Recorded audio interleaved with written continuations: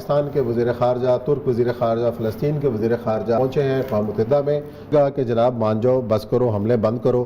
وہ تو اعلان کیے بیٹھیں گے ہم نے اس کی آڑ میں حماس کو ختم کر۔ ہر کوئی فلسطین کے حق میں بول رہا ہے زیادہ تر، لیکن اگر آپ دیکھیں تو صرف امریکہ آپ کو اب تک نظر آیا، خاص طور پہ سیکورٹی کونسل میں چین اس پر بولا، امریکہ کو یعنی میں تو کہوں گا چھترول ہی کی کہ کیا ہے، تمہیں انسانی حقوق پھر کہاں نظر آتے ہیں۔ شام قریشی صاحب گئے، وزیر خارجہ ترکی کے بھی ساتھ ان کے گئے، فلسطین کے وزیر خارجہ، چاہتا تو نہیں تھا امریکہ یا اسرائیل کے یہ ہو سکے۔ بابو ڈوگر صاحب، یہ اگر ڈپلومیٹکلی دیکھا جائے ٹھیک ہے، ظاہر ہے کہ چاہتے تو یہ ہے کہ وہاں لوگ مر رہے ہیں، آپ یہاں باتیں کر رہے ہیں، یہ تو کوئی طریقہ نہیں، آپ فوری جنگ بندی کروائیں۔ اور اس طرح کی خبریں بھی آ رہی ہیں، میں دیکھ رہا تھا رائٹرز کی خبر ہے کہ جی ان پرنسپل سیز فائر کی طرف ایگریمنٹ چلا گیا ہے، اب باقاعدہ ایک تحریری شکل میں بھی آگے سامنے آئے گا۔ تو ابھی جو سیکرٹری جنرل ہیں انہوں نے بھی مطالبہ کیا ہے کہ اس معاملے کو فوری طور پر حل کیا جائے، مغربی کنارے میں جاری تشدد کو ہمیں روکنا ہوگا، یہ یو این سیکرٹری جنرل کہہ رہا ہے۔ تو یہ ایک بڑی ایفرٹ تو ہے، اس میں کوئی شک نہیں ہے۔ اسامہ صاحب، بالکل یہ ایک بہت بڑی ایفرٹ ہے، اور اس میں بڑا پاکستان کا بڑا اہم اور کلیدی رول ہے۔ جس طرح سے شاہ محمود قریشی انہوں نے اناؤنسمنٹ کیا کہ جناب وہ فوری طور پر ترکی جا رہے ہیں، ان کا رابطہ ترکی کے ساتھ تھا، ان کا رابطہ فلسطینی وزیر خارجہ کے ساتھ تھا، ان کا رابطہ باقی مسلم ممالک کے جو وزراء خارجہ ان کے ساتھ بھی تھا۔ جس طرح سے یہ اکٹھے نیو یارک گئے اور جس طرح سے فورن منسٹر کو ساتھ لے کے گئے، تو اس میں پتہ چل رہا ہے کہ کون سے ممالک جو ہیں جنہوں نے یہ ایفرٹ کی اور چیزوں کو یہاں تک پہنچایا۔ لیکن اسامہ صاحب، اس میں سب سے اہم رول دیکھیں، یہاں پر تو یو این او میں جو بھی اس پہ ایک مشترکہ اعلامیہ ان کا سامنے آئے گا وہ تو ہوگا، لیکن اس کو اس سے اسٹیپ آگے جانا پڑے گا، اس کو روکنا پڑے گا۔ جو اسرائیل جو ہے وہ جس طرح سے آگے بڑھ رہا ہے، جس طرح سے فلسطینیوں پہ ظلم و ستم کر رہا ہے، یہ جو اتنے لوگ مر گئے۔ کل ہم نے ان کے جو ایک سفارتکار کو لیا ہوا تھا، ڈپلومیٹ کو لیا ہوا تھا، وہ کہہ رہا تھا کہ ان پہ جنگی جرائم کے تحت ان پہ کیس ہونا چاہیے، نیتن یاہو جو ہے اس کا ٹرائل ہونا چاہیے۔ جو انوسنٹ لوگ مرے ہیں، جو شہید ہوئے ہیں، ان کی شہادتوں کو رائے گاہ نہیں جانا چاہیے۔ اور پھر یہ ہے کہ جب اسرائیل کا دل کرے گا وہ اس طرح سے وہ ایک بدمعاش ہاتھی کی طرح یہ چڑھ دوڑے گا نہتے لوگوں پر، تو پھر اس کا مطلب یہ ہے کہ جو حماس ہے، جو فلسطین کے لوگ ہیں، ان کو بھی اپنا ڈیفنس کرنے کا رائٹ ہے۔ جو یہ یورپ کہہ رہا ہے کہ جی اسرائیل کو اپنا ڈیفنس کرنے کا رائٹ ہے، حماس کو بھی رائٹ ہے، ان کو بھی اسلحہ خریدنے کی اجازت ہونی چاہیے، ان کو بھی اسلحہ رکھنے کی اجازت ہونی چاہیے۔ ان بیچاروں کے پاس تو انڈیجنس لوکل بنے ہوئے میزائل تھے، آدھے میزائل ان کے اپنے گر گئے، پتہ نہیں کیسے وہ پہنچے۔ ان کو بھی لیٹسٹ جدید ہتھیار جو ہے رکھنے کی اجازت ہونی چاہیے۔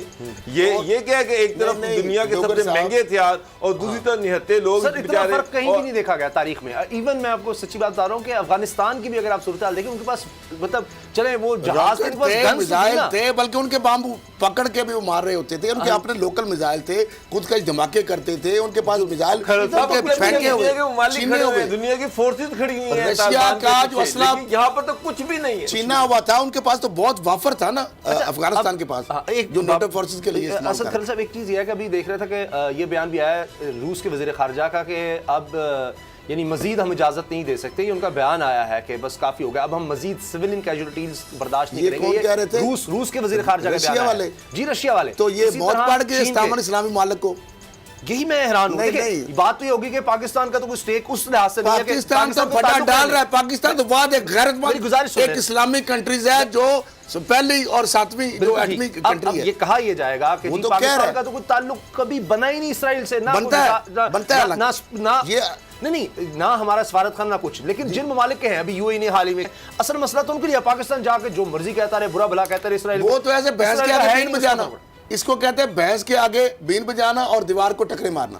لیکن ان کے باوجود پاکستان ٹکرے مار رہا ہے، اس کو پتہ ہے یہ میرا کچھ نہیں ہو سکتا، لیکن ہر جگہ پہ وہ شور و غوغا کر رہا ہے۔ مجھے بتائیں کہ جو اسرائیل کی جو پٹی ہے وہ فلسطین کے اندر داخل ہوئے، جس طرح اونٹ کہتے ہیں نا کہ اس کو جگہ دے، ہمسائے عرب لیگ، اچھا ہمسائے عرب لیگ، OIC، اس کو تو میں نام میں تو مجھے ایسے لگتا ہے جیسے زخموں پہ نمک چھڑک کر اوپر نیبو چھوڑ دیا۔ اتنا بھی نہیں کر سکتے کہ ان سے ختم کر دیں۔ اب پاکستان کو جی آپ تو دعویٰ اس لیے کر رہے ہیں کہ آپ کے پہلی تعلقات نہیں ہیں، آپ سے کہے گا اس لیے ختم کر دیں گے۔ صاحب آپ کتنی سادگی سے کیا ہوتے کہ حماس کو فیصلے کی باوجود کہ پاکستان کے حوالے سے فلسطین کی پالیسی پاکستان کے حوالے سے ہمیشہ انڈیا کی فیور میں رہی، اس کے باوجود کہ فلسطین نے آج تک کشمیر کے حوالے سے پاکستان کو سپورٹ نہیں کیا، اس کے باوجود کہ فلسطین نے انڈیا کے پرائم منسٹر مودی کو اپنا سب سے بڑا سول ایوارڈ دیا.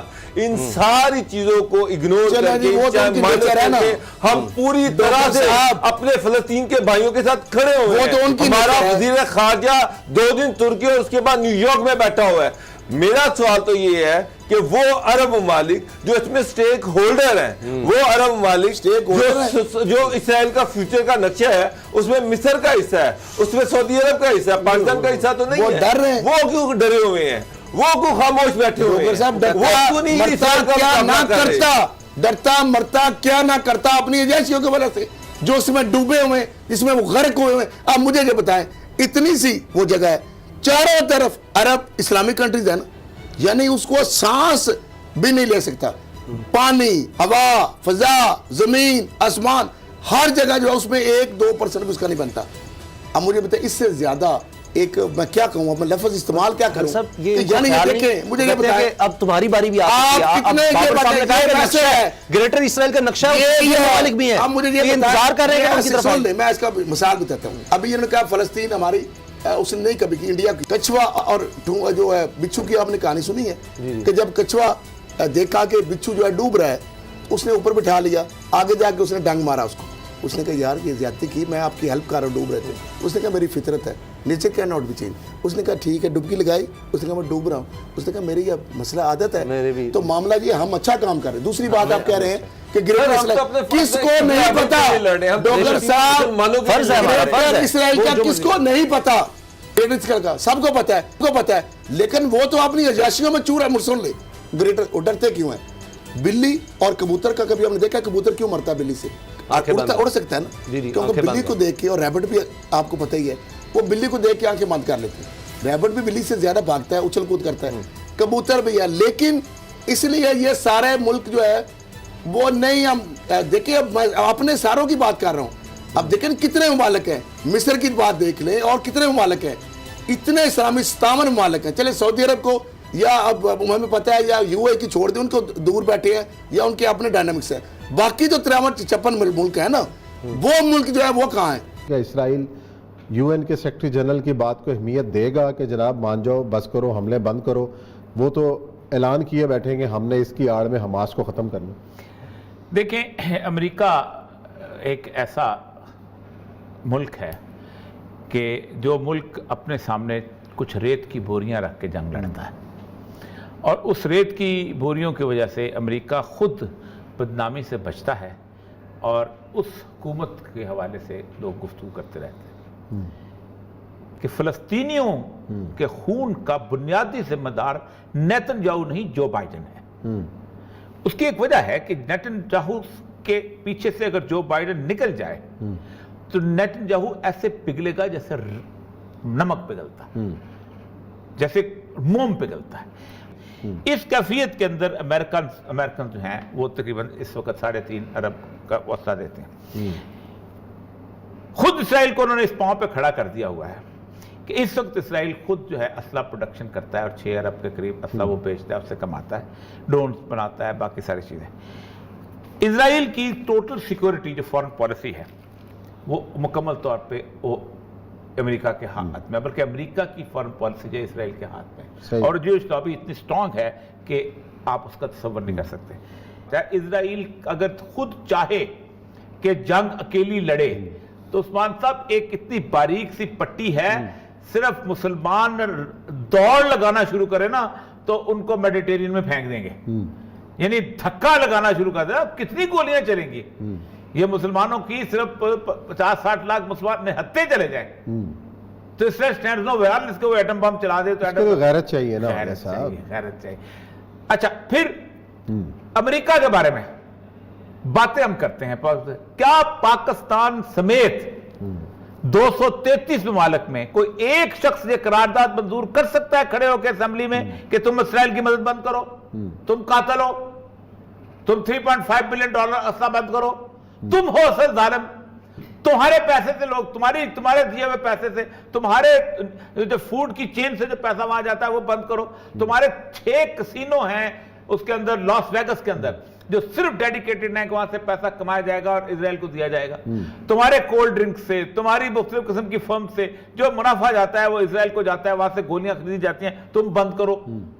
तुम फैटफ लगाते हो इन छोटे छोटी चीजों के ऊपर, जो छोटे छोटे मुल्कों के ऊपर 47-48 मुल्कों को विजिलेंस बनाई हुई है। कोरिया ने आज तक एक बंदा नहीं मारा, कोरिया ने अपने मुल्क से बाहर एक बंदा नहीं मारा, सैंक्शन तुमने लगाए हुए। असल मसला यह है कि पाक क्या, इसका मतलब यह है कि हम 7.5 करोड़ बुज़दिल इंसान इस दुनिया में जिंदा हैं, उनके हुक्मरान बुज़दिल हैं। वो खड़े होकर ये नहीं कह सकते कि ये बेंजामिन नेतन्याहू नहीं, ये जो बाइडन इसका कातिल है, ये बुश इसका कातिल है, ये इससे पहले ट्रंप इसका कातिल था जो उनको गोलियां देता है, जो उनको असर देता है। ये करारदादें मंजूर होनी चाहिए।